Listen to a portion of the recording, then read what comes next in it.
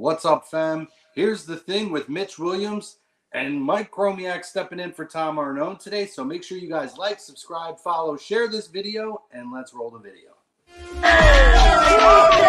Oh my God! I'm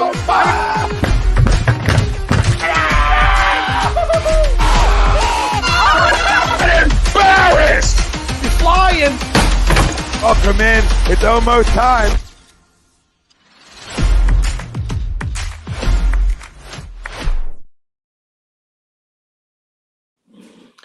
What's going on, everyone? Here on A2D Radio, here's the thing. We got your Phillies Monday talk with Mitch Williams. I'm Chrome stepping in for Tom Arnone. Mitch, how you doing this week, brother? I'm doing good, bud. Phillies are doing playing a little better baseball. We'll probably touch on some topics that people won't like, but yeah, I'm excited about this team. Yeah, we'll talk. Yeah, I mean, that road trip, the last road trip down to Miami, that was what they had to do. They couldn't come out of there with a split. No, you need it. We're going to dabble into a little Phillies talk. We're going to wish a happy birthday out to a Philadelphia sports athlete today. But first, let's pay some bills. And for all you guys out there, Eagles season getting ready to roll around. Philly Sports Trips. It's the Philadelphia 5 for 5 sports travel company. It's a premium travel and tailgating experiences. Hollis Thomas involved. It's for the passionate Philadelphia fans that we are. So head on over to phillysportstrips.com. Check them out. Book your trip and hang out with guys like Hollis Thomas and other Philadelphia Eagles alumni. It's a great, great opportunity for you guys to have a once or maybe twice or three times in a lifetime experience if you want to keep rolling around with them. So check them out. But Mitch, our topic of conversation today, Trea Turner is back. And I had to pause to even get to there. After the weekend series against the Royals, Trea Turner is back. Agree, disagree? Me? I wholeheartedly disagree. I watch his at-bats, and he doesn't do the same thing twice. He is searching right now. I cannot wait to do a show when we come on here and we don't have to mention Trea Turner or JT Realmuto, because these are the two guys in that lineup that should be doing more. They're getting paid to do more, and we keep having to talk about them. But when you watch Trea Turner at the plate, he is not back. He's not back to the guy he was in Washington or LA, or definitely not the guy who played in the World Baseball Classic. He's searching. Anytime you see a guy that he doesn't know what to do with his hands at the plate, as a pitcher, it just gives you free rein to attack him. Yeah, I think, see, for me, and we kind of touched on this before we came on the air, right? To say that he would be back after a weekend series, and let's look at it. I mean, really, he went, 4 for 12? Pretty solid weekend. Home run, 5 RBIs. That's a 3-game stretch. And at this point, he's a professional, and we've talked about it.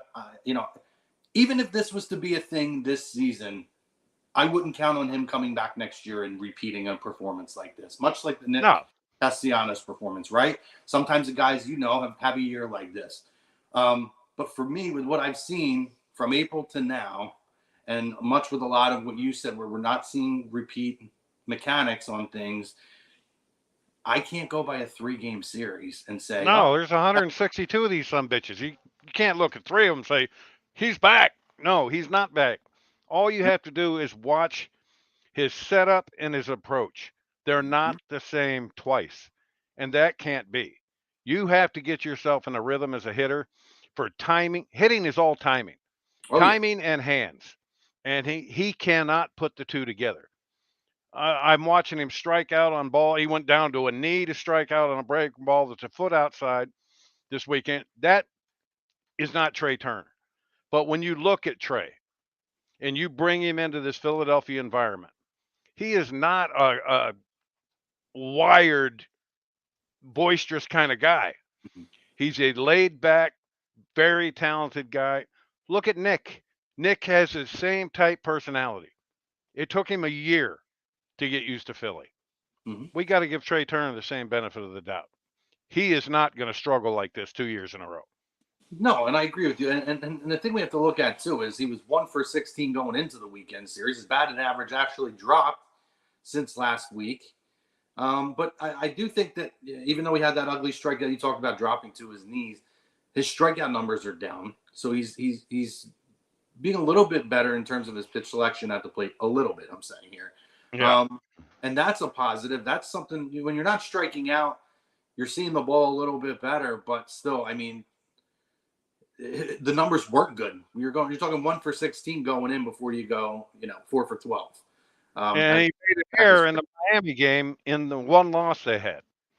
Mm-hmm. This is a guy he's taking his ABs out into the field with him, and that just can't happen.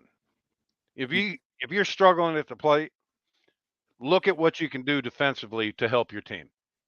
When you play both sides of the ball, all you have to do is go out. If you're not hitting, go out and field your ass off. Make great plays. Concentrate on that. Take your mind off of what you're doing at the plate and concentrate on your defensive side of the ball. That hasn't happened with Trea this year. He hasn't played a great shortstop. I know Bryson Stott has saved him at least 2 errors on throws to second base. So this guy is just not comfortable yet. When he gets comfortable, you're going to see what he's capable of doing. Yeah, and I would suspect that, but you're right. In terms of if you're not able to help your pitcher and pick your teammates up with the bat, if you go out in the field and you're making plays and you're saving runs that way, that's a way to contribute. It's an RBI without using the bat, basically. You're exactly right. And more guys need to take pride in that. And one guy that I look at on this team that towards the end of last year, to me, looked like he really worked on the defensive side of the ball because he wasn't producing at the plate was Castellanos. He has played a very good right field. Yeah. And they can't argue that. I mean, it started late last season. He saved one of the playoff games to let him go forward with 2 great defensive plays in right field. He made another one this weekend on a ball over his head, running away. This is a guy that has worked hard on the defensive side of the ball, and look at what has happened with his offense. It's exploded. This is what Trea needs to do. Yeah, I agree. And I think it's a guy who came in with a lot of expectations last season, fell well short of them, and had a lot of pressure as a prove-it year this year. And he's come and he's answered the call. He's answered the call in spades. He's been the best player of the Phillies. He's been the MVP all season for them. Yeah. When you look at Trea and where he has played, Washington and LA. When you're in LA, it's a social event. It doesn't have anything to do with the game. I talk about that all the time. They're not going to be all over you like they are on the East Coast. Nick figured it out. Trea is will figure it out. But both of them with that personality that they have, very somber, quiet guys. I think the postseason last year showed Nick exactly what the city of Philadelphia and their fans can do for your team when you get to a postseason. I mean, because it was crazy. Yeah. Them getting to the World Series last year and Nick seeing what this fan base is all about. If they get in the postseason this year, wait till Trea Turner sees what this fan base is all about. Oh, for sure. And it's interesting about Nick because my personal opinion on him, I never really saw him as a kind of go about his business quietly type of guy. I mean, I watching him as a Cardinals fan, watching him with Cincinnati, there was quite a few times he ruffled some feathers on the other side. And I think because he came in almost like I don't want to step on anybody's toes. I know it's a tough city, so let me just kind of maybe not fly under the radar, but ease my way in. I actually feel like that more so affected him last year as opposed to getting that comfortability of knowing what to expect here and knowing, listen, I've taken the worst probably that they could throw at me by getting beat up through the media and through the fan base last year. Yep. I have nothing to lose. And I think he kind of has come back as more of that guy he was in Cincinnati. Yeah. I never viewed him when he was in Detroit. To me, he was a guy that playing third base, and I thought he was playing out of position. But they moved into the outfield in Cincinnati, and this guy, he's just a professional hitter. And you watch how he's going about his business and his mannerisms on the field. He's being more outspoken, all of that. And the city of Philly has brought that out of him. He's getting, he's more animated when he's on the field. And that's what's hurts me about Trea. If he strikes out, you can watch him walk back to the dugout, and you know he's lost. You know he's trying his ass off to perform for the city. I think he really needs to just focus on the defensive side of the ball right now. And if he does that, the offensive side will come for him. He's a proven major league hitter. Massively proven major league hitter. This isn't a guy that had a couple good years and then you turn around and this is what you're getting. This is a guy that's done it for a while now. And the part that's frustrating is we talk about this every week about watching video and what you're doing at the plate. And I just think Trea needs to find an approach and stick with it. One time he's up there with his bat straight up. Another time he's up there with it flat, and then he brings it up. And then there's sometimes when he's in between. But you cannot overlook on video when he drops that barrel behind his head. Anytime he does that, unless it's a hanging changeup or a hanging breaking ball, he's not touching a fastball.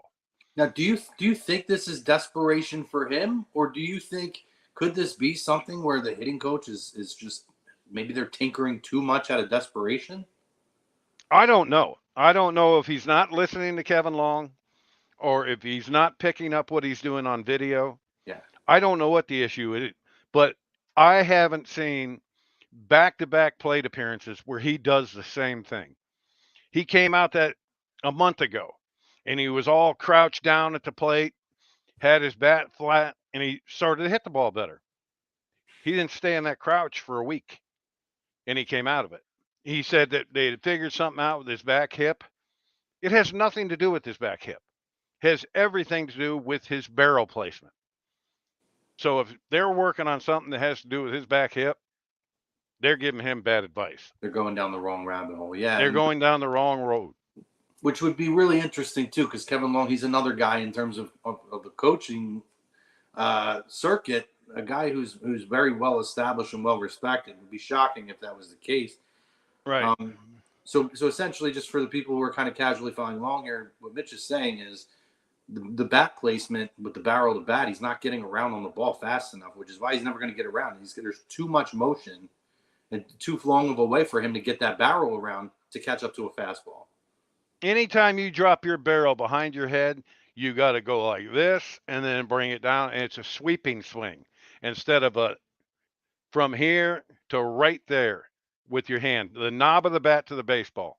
When he does that, he's good. But I think he needs to start like Bryce. The only way he's going to get out of that habit is to stop doing the same thing, starting with his bat up and then dropping it behind his head. If he starts with his bat up, then brings his hands up, now his next move can be right here to the baseball. And that just hasn't happened yet. Well, okay. So let me ask you a question then in terms of that, right? So do you think that this is with that time where you were talking about, right? You said he had a better bat placement. He was starting the bat flatter, and he was getting through the zone. And he was starting to hit. Yes. You could tell me better by memory, especially because obviously you were paying close attention to pick up on that. Was this the case where were the contact numbers up, but the power numbers were down? Because then that would concern me of if he's worrying about hitting long balls and maybe he's producing a little more at the plate, hitting for a better average, getting on base, but he's not hitting home runs, he could still be pressing in terms of, that's something that was expected to come along with the contract he signed, right? So is that something that gets in somebody's head where they... Sure it does. You watch Bryce now. Bryce hit that ball over the weekend to dead center field. He thought he got it. He's still not all the way back, strength-wise, but what Bryce hasn't done is change his approach. That's why he's still hitting close to 300 and he's doing well at the plate. He's not going to change you got to dance with the one that brung you. And Trea needs to go back and look at old video. And in the WBC, I can tell you this, you're seeing a whole lot more breaking balls. than you're going to see in Major League Baseball. So that for him in the WBC is perfect. With that bat wrap, the only thing you're going to get to is a hanging breaking ball, like I said, or a hanging changeup. He needs to get away from what he was doing in the WBC. Don't even look at that. Go back to his previous years at the major league level, watch some film, and see what you did. This game is a game of adjustments. And if you don't make them, you get exposed. And that's just what's happened to Trey. It's happened to JT. Yeah, I agree with you. And we're gonna continue with this conversation, talking about Trea Turner and is he back? Agree to disagree. Guys, drop your comments in the comments section. We're gonna talk about JT Realmuto and all the rest of the team and review the last week they had, preview the upcoming week they had, and maybe a couple fun questions. We're gonna have a catch with Mitch Williams. But first, Mitch, tell us about RTC, brother. I'm a partner at Raymond Transportation Corporation, and we ship everything freight-wise. We do intermodal, LTL, truckload, everything. You contact me at 800-206-3983. Like the ad said, or would say if they were playing it, give me one opportunity and we'll earn the rest. That's how good this company is. We lead the nation, I believe, at 98% on-time delivery. So you can't go wrong using RTC. RTC, can't go wrong. Make sure you check them out. Number on your screen, 800-206-3983.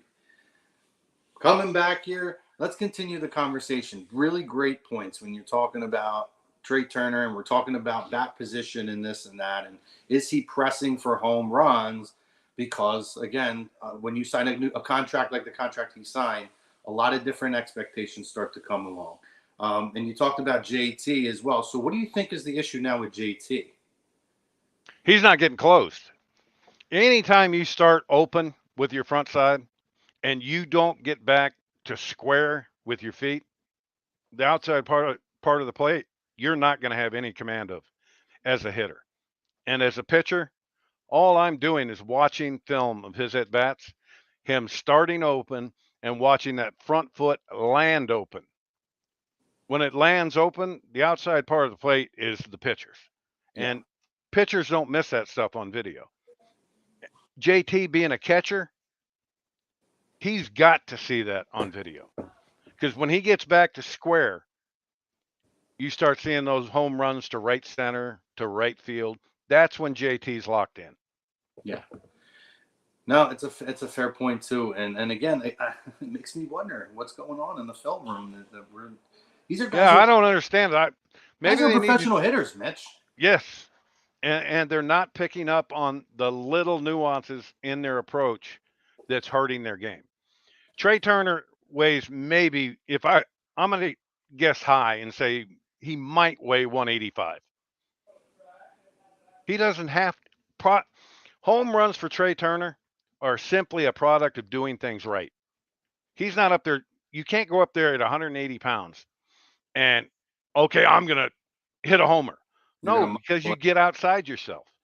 You go up there, and my high school coach taught me this, that a home run is simply a byproduct of doing things right. And that's how he has to approach it. Fix my approach, get my hand consistently in the same spot, and go. But it's different. Every at-bat with Trea, his hands are different. And that tells you, as a pitcher, he's lost. Yeah, and a lot of what you said, too, about Bryce earlier was correct in that, and that's something Bryce has done throughout his career. That's how you can almost tell when a guy like him isn't right, because he repeats his mechanics like it's like a mirror. Yep. Over and over the same way. And, like you said, if you maintain those mechanics and you maintain that rhythm that you have, at some point you're going to hit out of it. Sometimes you just need a break. Sometimes you need a little part screamer between the pitcher and the catcher that you get over to first base, and that kind of gets you rolling. But if you're keeping your mechanics and you're keeping your timing, eventually it's going to fall into place. And I think these guys are just pressing way too much. I feel like it's been through the whole lineup throughout the year, outside of Nick Keston. At different times. Bryson Stott, to me, has not pressed. The two Agreed. best I Alec Boehm and Bryson Stott have been the young guys that have picked up the veterans on this team. Which is crazy that those guys have been so consistent with their approach and You their see professional Bryson Stott's approach. approach? Yeah. There's no movement. You would If think you're you think he's been in the major leagues for 10 years. the way he plays second base, the way he handles himself at the plate, and I said it last year. I said this guy will end up being the best player on this team, and I believe that.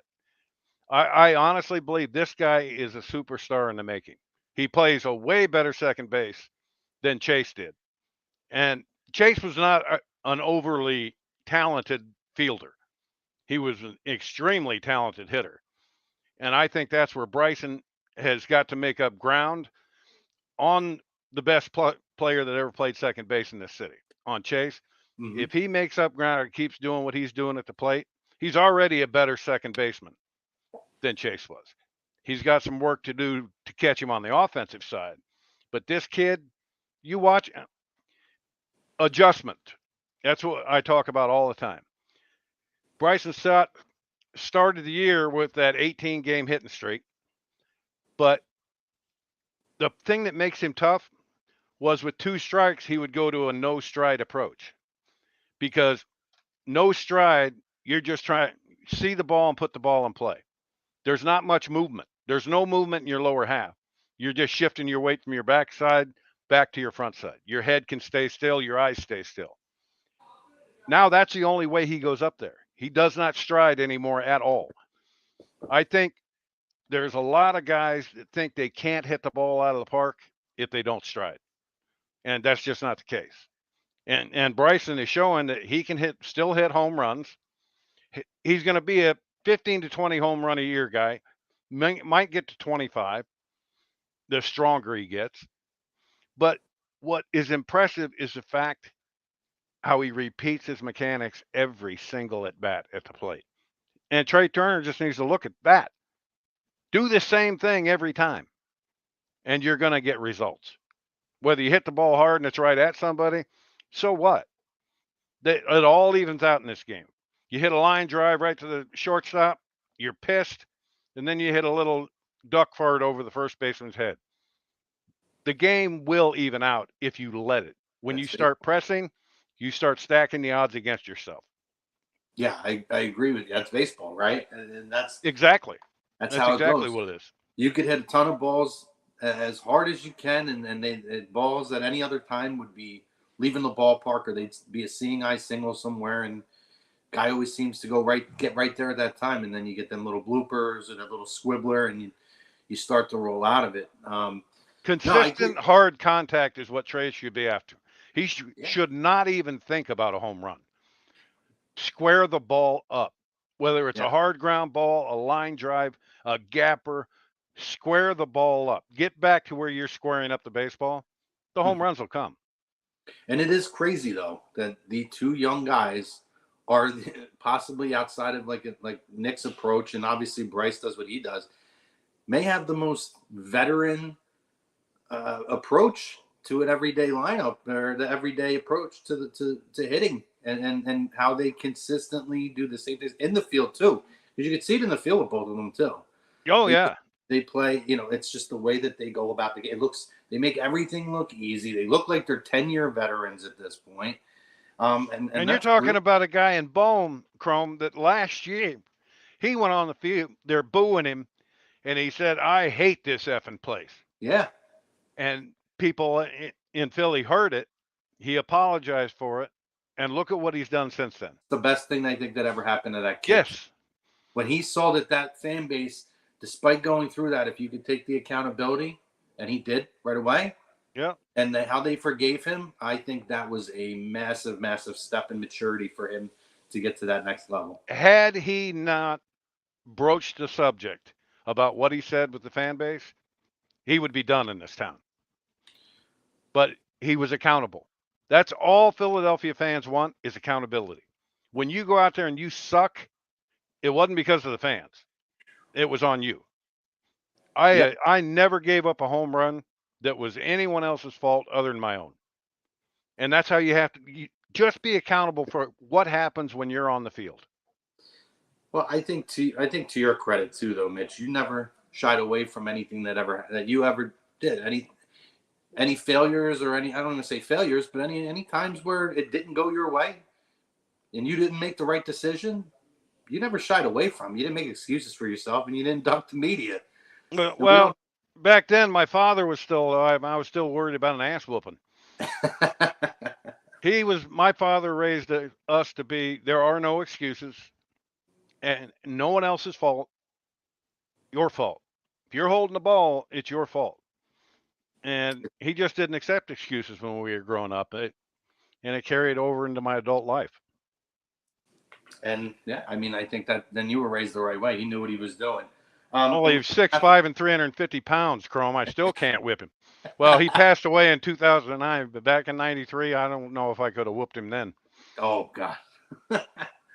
Listen, and we've seen what this city can do to an athlete too, who lashes out in the wrong way or doesn't take the accountability. Look at guys like Jalen Rager, who were out of this city pretty quickly. From his, And he couldn't play dead in the Western. oh my God, terrible. Well, you talk to him and his teammates, this is going to be a bounce back here, but that's a conversation for another day. Yeah. But let's go back. Let's review the week. You talked about it. Huge opening series this week, right? You go in. You have a team that's ahead of you in the standings. I think they took 3 out of 4, if I'm correct. Yeah. So let's get your thoughts on the Marlins series. Well, anytime you're chasing somebody that's right above you, and you have a series against them, a split benefits the Marlins. It don't help you at all. They had to go down there and take 3 or 4 to pick up a game. That's the only way you get back into this kind of thing, is day by day. You start looking ahead, you're screwed. All you can do is and it's so, I mean, it's used over and over again. One pitch, one swing, one at bat at a time. That's how the game has to be approached. If you don't do it that way and you start looking back at what you've done or forward to what you're going to do, today is going to get lost in all that. And I think that's what the Phillies just have to think about, is the game that's in front of them that day. I said last week that if the Phillies went down there and split or lost 3 or 4, I don't know if they were going to climb out of that. Oh, it's over. To me, it would have been over. Yeah. But now they've added that what is it, Lorenzen, the starting pitcher from Detroit? And I like that pickup for them. That's a great depth He pitched his ass off. That was fun watching. So they added another quality starter. Their bullpen, in my opinion, is still extremely good. They've got big arms down there.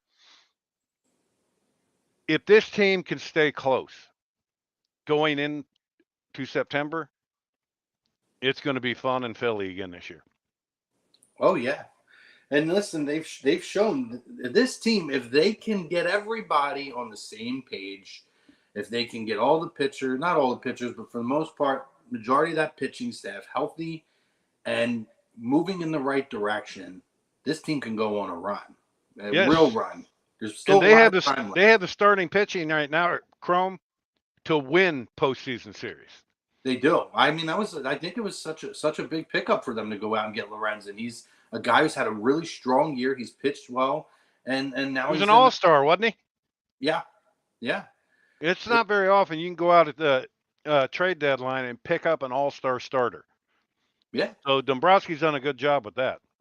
Yeah, and it's ironic though. Like I said earlier, when you looked at when they picked him up, and if you read any of the the trade deadline breakdowns, he was almost characterized as a depth move.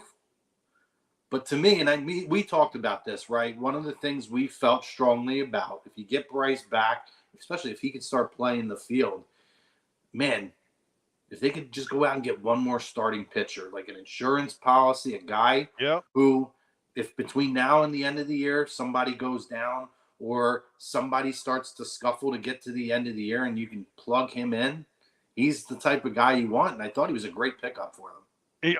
Outstanding. In my opinion, if you get into September and you got your starters set up, and you have 6 guys that can go out there and start a game and give you a chance to win it, then you have the opportunity to give a starter an extra 3 days Yeah. in September, an extra 4 days, or go to a 6-man rotation in September. And that gives every starter an extra day's rest. Now they have that because Sanchez has done a pretty good job in the 5 spot. I think he's thrown the ball well enough to win games. Now you add Lorenzen. Now you have 6 quality guys you can run out there and know that your offense, if they're doing what they're supposed to do as an offense, if you go out there and give up 3 runs, you should win the game. It's that simple. With this lineup, 3 runs should be nothing for this lineup. Yeah, totally agree. And we're going to continue this conversation on the other side, but first we're going to take a quick break, and we're going to show some love here to our friends over at Philly Sports Trips.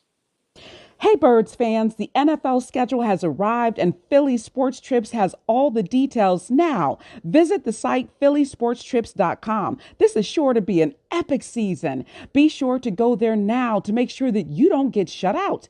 Join us in Tampa, LA, Seattle, or when we get revenge in Kansas City. Don't want to fly? No problem. Gather up your crew and hop aboard one of our signature boisterous bus trips to DC or New York. Sign up now and make sure to mention A2D. Don't miss out on the best Philly fan experience anywhere. Philly Sports Trip customers always stay at the best hotels and meet NFL legends. Book today.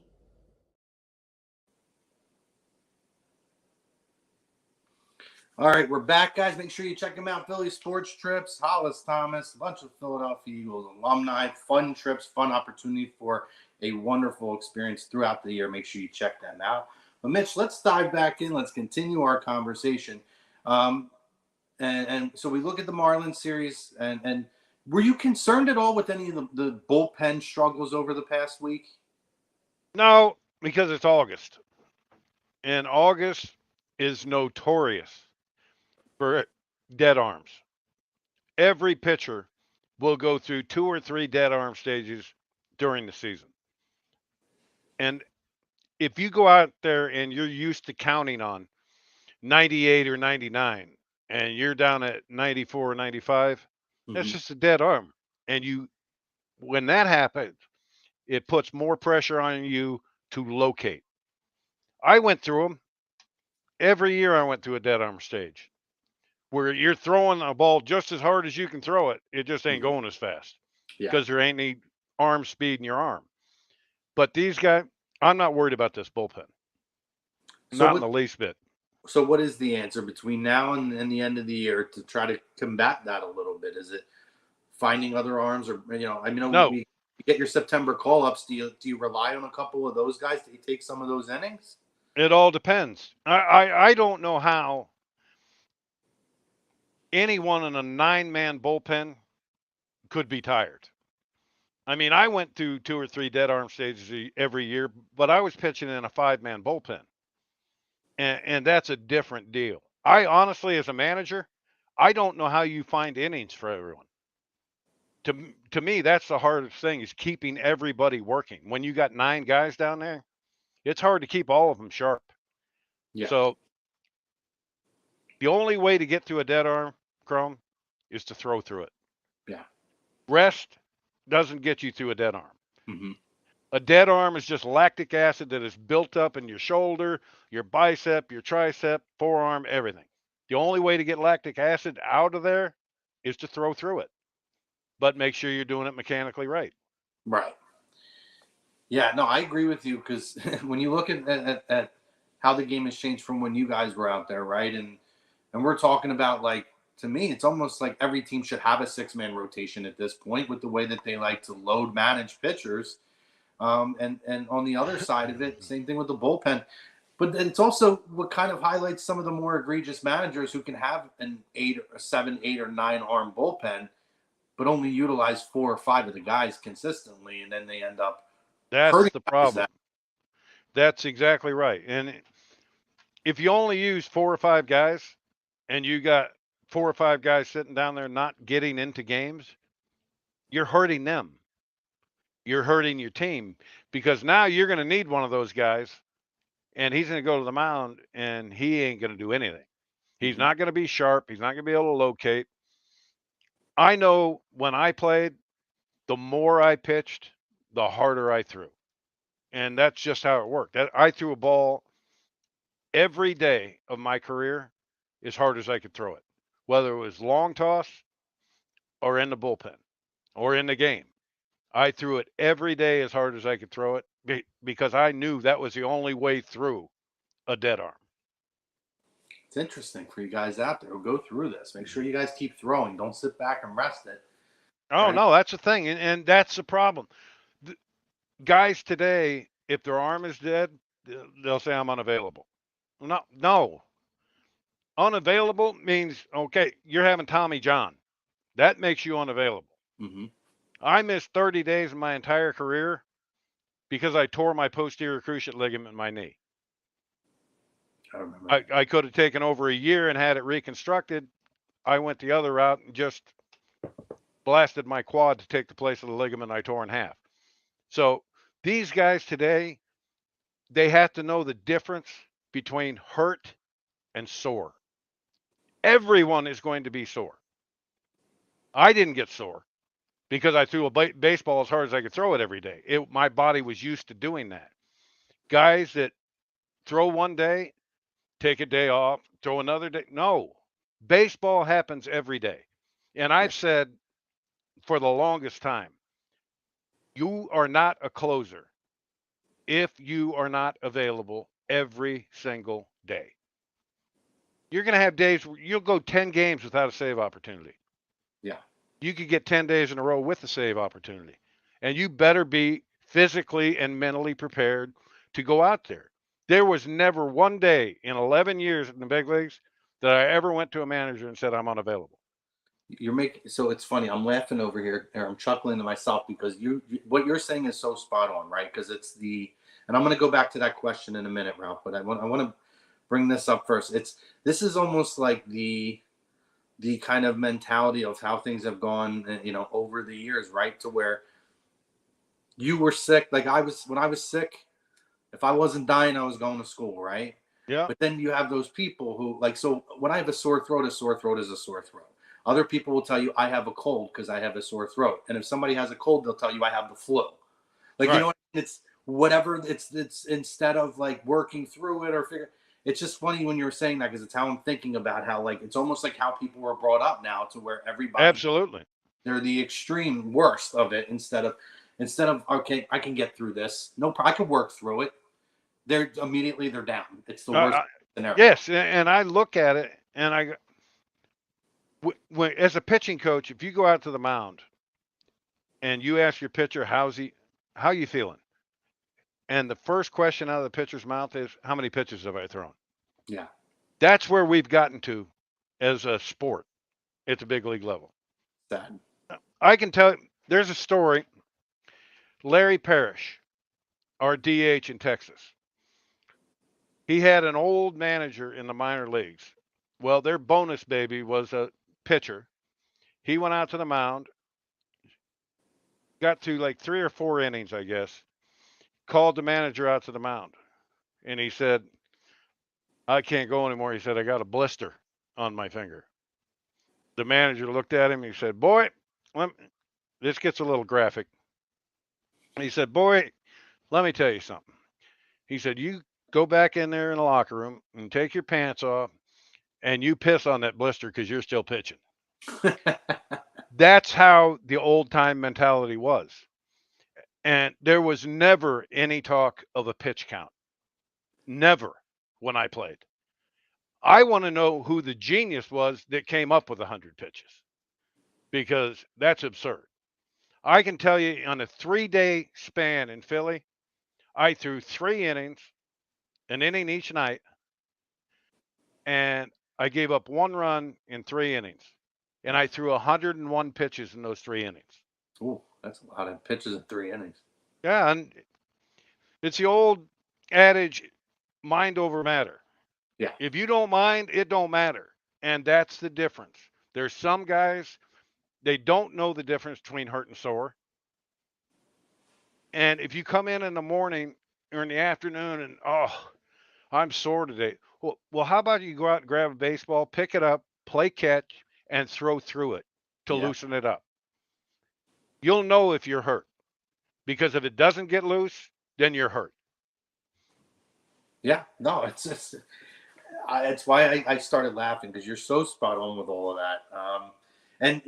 As far as the pitch count goes, I mean, this isn't fact, but I would assume it started with the Billy Bean Moneyball era, and when everything became analytic.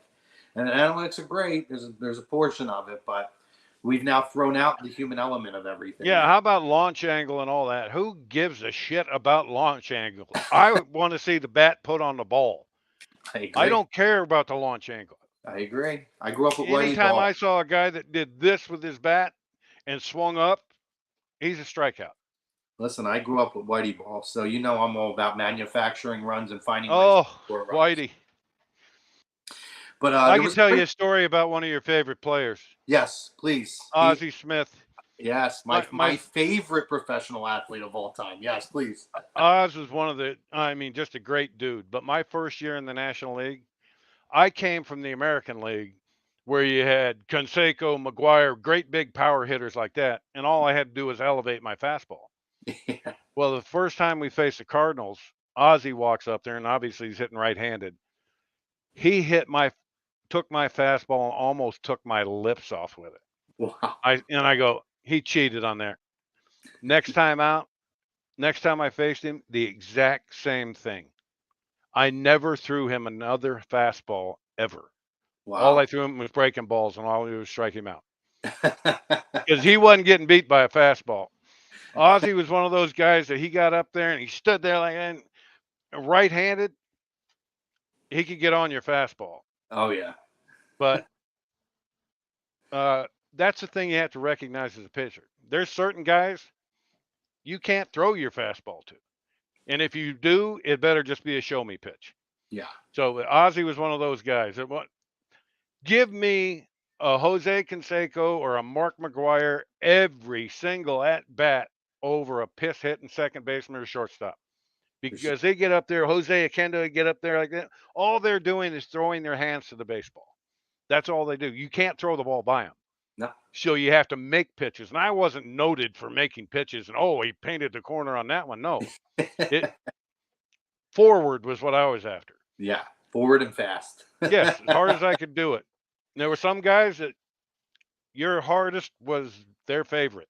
Yes. Ozzie was one of those guys. Oh, I love it. I love it, man. And I think he's a very underrated hitter because he was such a great defender. And it was a very different era then. You know, people want to compare a guy like him to, you know, the Ripkins and the A-Rods, but it was very different then. It wasn't an offensive position then. So getting 2,000 or 2,500 hits was a big deal when you had 13 Gold Gloves.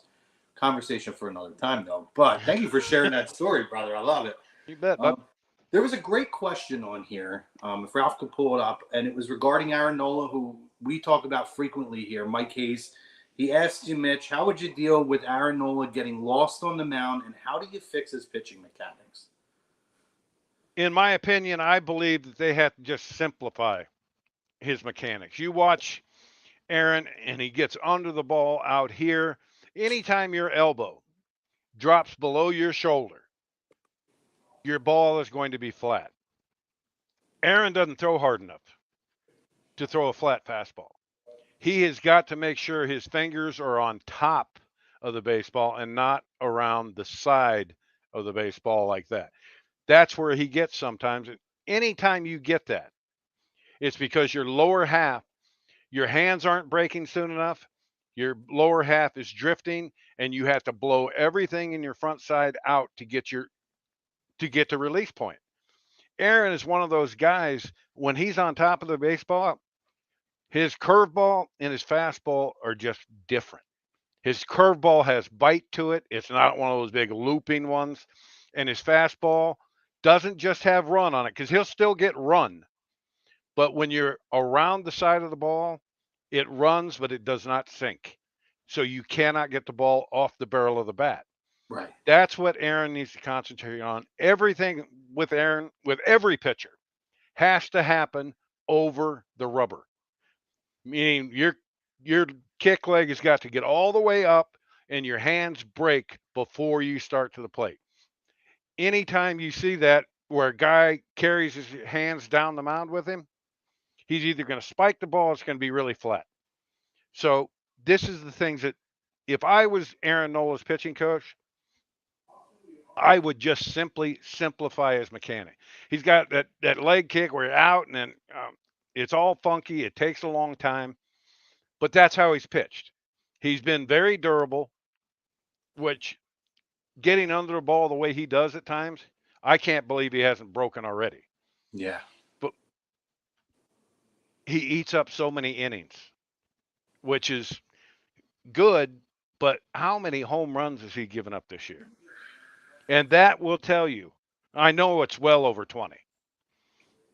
But it shows you what a hitter will do with a flat fastball, hit it out of the ballpark, and when Aaron's on top of the ball and he gets the run and the sink, now the hitter either beats it into the ground or swings over it.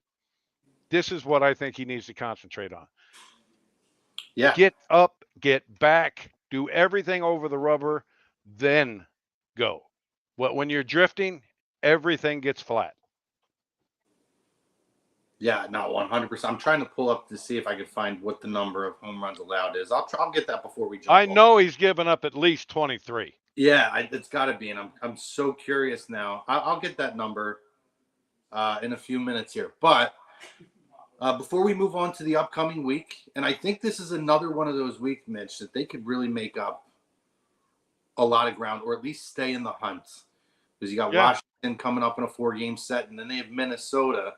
But what do you take away from the Kansas City series? It's one of those series where it's a team that you should be able to beat up on and make up some games and get a little confidence off you. How did you feel about the Minnesota series? The Kansas City series. The Kansas City series, I don't know when the last time they saw that team was.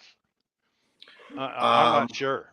So I believe I could be wrong on this. I only know because I was there and I actually still have a T-shirt from it. And the Phillies opened their first time in franchise history. They opened against an American League team at home was Kansas City, and that was 2013. That's the last time I can remember. Yeah, I can't remember the last time they played the Royals. So taking 2 out of 3 from them, they got some talented kids on that Royals team. Bobby Witt Jr., they said the second year in a row. Bobby Witt Sr. was my roommate. Okay. So I have a lot to know. I know Bobby extremely well. I don't know his son. Yeah. Other than to see that they said the other night that he's the first kid in history to hit 20 home runs and steal 30 bases his first 2 years. It's crazy. That's pretty impressive. Extremely impressive. That's a rising star right there. Yes. He's got stupid power. He's ridiculously strong. So is his father. So I look at that Royals team. You can't take them for granted. You got to go out there and play the games. And the Phillies, in my opinion, did a good job against Kansas City. They took 2 out of 3 at home. That's all they have to do. Just win the series. If you win the series, you're winning the season. Yes. Winning series means you're going to postseason. That's what it means. Losing them, especially against teams you should beat, that's the way you don't make the playoffs. And you look at this team, Pittsburgh beat them, beat up on them. Now you got Washington coming in here. Or Washington at Washington, right? Yes. 4 games. In my opinion, that should be a 4 games in the W column. Washington's coming in. It's at home. Either way. Even better. Yeah, either way. They, in my opinion, need to take 4. All 4 of those games against Washington. And then you can go up against Minnesota, who you got 3 games against, who you should sweep. But if you take 2 out of 3, now you're looking at a 6-1 week. Those are the kind of weeks that you pick up ground. Yeah, the thing is, Washington has been playing a little bit better as of late. So I would rather have the team that a month ago was still continuing the scuffle. It doesn't matter. Whether they're playing well or they're not playing well, They don't have the players to compete. It's a against the sweepable Phillies. series. In a Yes. 4-game series, it's sweepable. I mean, I think 3 out of 4 is still very successful. They cannot split with this team. This No. is not the time of year to go and make up no ground or lose ground, depending on what the teams Marlins above you do. were doing. Yeah. Um, What you need to start doing is, like I said, take each day one day at a time. yes. And when you start stacking series wins on top of each other, that's when you get to the end of September and you look and we go, oh, well, we're in the postseason. Yeah, so Washington is, just to note, they've won 4 in a row, 6 out of their last 10. And they've made up some ground. They're right behind the Mets at this point. They're probably going to leapfrog the Mets maybe over Well, the the next Mets week. are a train wreck. Oh, they're atrocious. I can't believe it. Verlander's gone. Scherzer's gone. The Mets have punted. Oh, my goodness. And you know what? It's crazy. This isn't my point, but it's something I heard on television. Maybe it might have been Chris Russo talking about how brilliant were the Astros in their acquisition of Verlander, who they never wanted to let go. But they didn't want to give him $50 million, so they let him go elsewhere. The team had to pay him $20 million, is paying him more money on top of what he's owed, and they get the player for a year and a half for around what they wanted him originally for. Yep. Oh, I mean, that organization, say what you want about banging on trash cans, and that's a story in its own. They still do run things the right way in terms of talent acquisition. Well, if I'm not mistaken, Nolan Ryan's son is the president down there still. And if that's the case, Nolan is still involved. The reason he left the Rangers, I do believe he has an involvement with the organization. I don't know if it's as an advisor or an official capacity, but I do believe Nolan Ryan is still involved with the Houston. trust me when I tell you, his son will listen to whatever Nolan tells him about pitching. I mean, he'd be stupid not to, honestly. That was the reason Nolan left the Rangers, because Josh Daniels wanted to make him a mascot instead of counting on what Nolan knew about the art of pitching. Right. So he left and went to Houston. What has Houston done since then? They've won 2 World Series. Mm-hmm. And I think they've been in another one, have they not? Yes. They think they lost to the Dodgers. Am I right about that? Yeah, I believe so. But this is, if you put good baseball people in positions of power in your front office that know the game and know what they're looking at, that's the difference. You get baseball people, not guys that can run an abacus. No, get baseball people. Yeah. And it's interesting now, too, when you look at, I mean, Texas has everybody. When you just look at, I'm talking the state of Texas and all the teams, right? They got all the Mets pitchers because DeGrom went down there to start. I know he's out for the year, but now you have DeGrom and Scherzer back together in Texas going into next year. I thought he was a huge pickup for them. Texas went out and got Aroldis Chapman. That American League Central and American League West. I'm sorry, yeah, not the Central, the West. The West is looking Powerful. very, very sharp. Yeah. And it's all about baseball guys. Guys that know the game and know how to look at talent, know how to look at character, and go out and base a decision on that. You think the Astros got Verlander back because he's got a bad character? No, they got him back because they got a deal on him. They were able to get him. They want him back because of his presence and what he does for every other starting pitcher in that rotation. Yeah, so let me ask you, we got a couple minutes left. Let's just talk about trade deadline acquisitions, right? And let's kind of look at where we're looking at the potential playoff picture looking here. Do you feel like the road to the World Series is a little bit easier through the National League at this point with how much stronger it seems the American League got through Absolutely the deadline? I think, well, the National League finally won an All-Star game this year. Yeah. What did they lost? 10 in a row or 9 in a row, something like that? I think the last time they might have won was 2013, maybe. Well, because the COVID year they didn't have one. So I think it was 2013 might have been the last time the National League won the All-Star game. Yeah, it's been a while ago. So I look at that, and if I'm the Phillies, all I'm thinking about is my job. as a player on that team, if every one of the Phillies looks at themselves and says, "This is what I need to do to help my team," and they do that on a daily basis, this team can win the World Series. I believe we now have the starting pitching to win the World Series. Yeah, I agree with you. I think that the Phillies, that move, if they can get into the playoffs for Lorenzen, is going to be a very under the radar move. That was, if and anything, and me and you talked about this a few weeks ago. I know you talked about it with Tom. If there was one thing we wanted them to address, it was starting pitching depth. We knew that they needed to add another pitcher because, again, we don't know with Nola. It's been hit and miss, unpredictable. And, you think Rangers pitch better, and a lot of these guys have come out and they have pitched much better lately. However, overall, that's the one concern. You think even coming into the year was, did they do enough to protect the starting pitching in case of struggles, in case of load management, in case of injury? And I don't think that they did. And they went out and not just got a guy, they got a very, very good all-star caliber starting pitcher.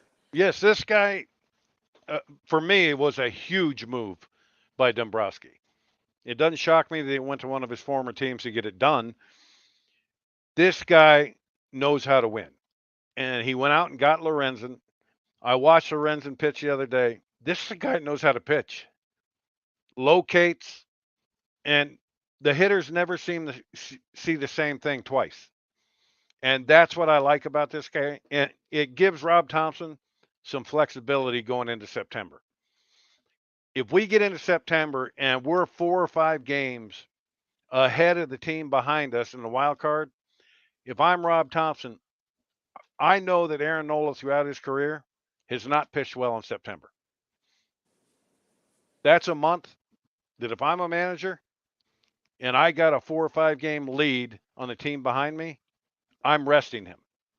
Yeah. I'm giving him a start off because I want to change up what has been typical for him in September over the course of his career. Typically, he takes the ball every 5th day. Well, let's change that. We have depth now in the rotation. Give Aaron Nola a start off. Well, I mean, I agree too, especially if you're in the playoff picture and you have that depth. This is the time to do it. Skip a start for a couple of these guys to give them that one little extra days or that little extra stretch rest going into the playoffs, so they're fresh. Because we know that if they make it to the playoffs, guys like Wheeler, you're getting Nola, you're going to look to tax those guys a little bit to get that to get those innings to grind out and get through these short series early on. Another thing I would do if I was Rob Thompson, say they get into the postseason, that first wild card round is 2 out of 3. Wheeler, I would set my rotation up to where Wheeler started game 1. If we win game 1, send Aaron Nola out there for game 2. If we lose game 1, you have to send Lorenzen out. Oh, 100%. He is the second best starter on this team right now. In my opinion, he might be location-wise better than Wheeler right now. Yeah. So in a short series like that, you have to win game 1. If you win game 1, it gives Thompson flexibility to where he can say, no, we're not going to pitch you here. I'm going to put Lorenzen in to pitch game 2. Yeah. And then you're going to go game 3. It gives him options. And that's what you want when you get to the postseason. You want options, especially in your rotation. If you've got 5 guys that are throwing the ball well, there's 2 of them that ain't going to pitch in that first series. So as a manager, you have to take the guys that give you the best chance to win the game today. Taijuan Walker's throwing the ball well this year. But in that game against Kansas City, the ball was up. His split was hanging. That's another guy that looks to me like he's going through a dead arm because he didn't have the bite on his split. And I look at all that. You got Lorenzen.